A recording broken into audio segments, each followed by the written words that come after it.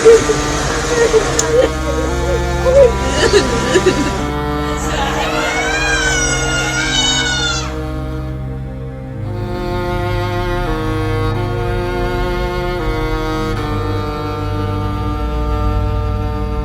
के मंगाफ में 12 जून को लगी भीषण आग में मारे गए 45 भारतीयों के शव लेकर भारतीय वायुसेना का स्पेशल एयरक्राफ्ट भारत पहुंच गया है।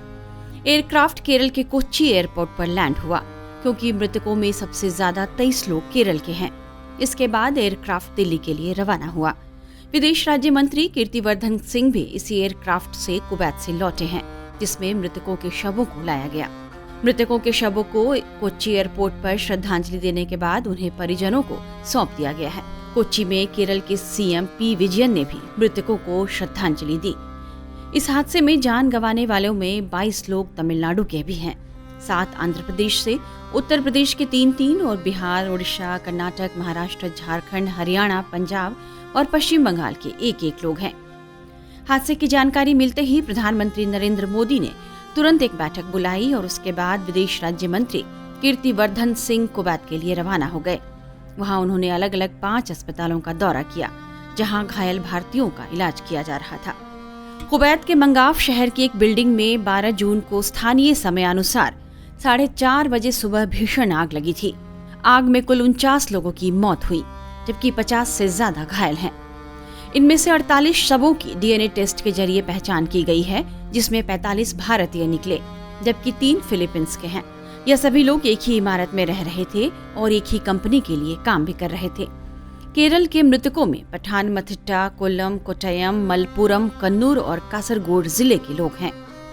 केरल में यह आपदा की खबर तेजी से फैली और उसके बाद कहीं मृतकों के घर में सन्नाटा पसर गया तो कहीं चीख पुकार मच गई। पीड़ितों के परिवार वालों के आंसू नहीं थम रहे। कुवैत अग्निकांड में केरल के कोट्टयम के पंपाडी के रहने वाले 29 वर्षीय स्टेफन अब्राहम सबू की भी मौत हो गई। सबू कुवैत में इंजीनियर के तौर पर काम कर रहे थे। वे 2019 से कुवैत में थे और रोजाना अपने घर पर फोन किया करते थे। उनकी मृत्यु की खबर के बाद उनके घर में शोक और मातम पसर गया। वहीं दुर्घटना में मारे गए थॉमस सी ओमन के घर में भी शोक पसरा हुआ है और परिजनों का रो रो कर बुरा हाल था। आग की घटना से पीड़ित आकाश एस नायर के निवास पर भी मातम छाया हुआ है। शवों के कोच्चि एयरपोर्ट पर पहुंचने की खबर जैसे ही आई, परिजन गमगीन होकर एयरपोर्ट पर शवों का इंतजार कर रहे थे।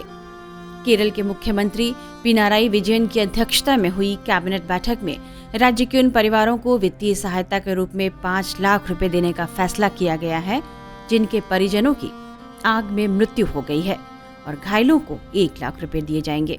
केरल सरकार ने पीड़ितों के परिवार को हर संभव सहायता करने का भी आश्वासन दिया है। टाइम्स नाउ नवभारत डिजिटल की रिपोर्ट।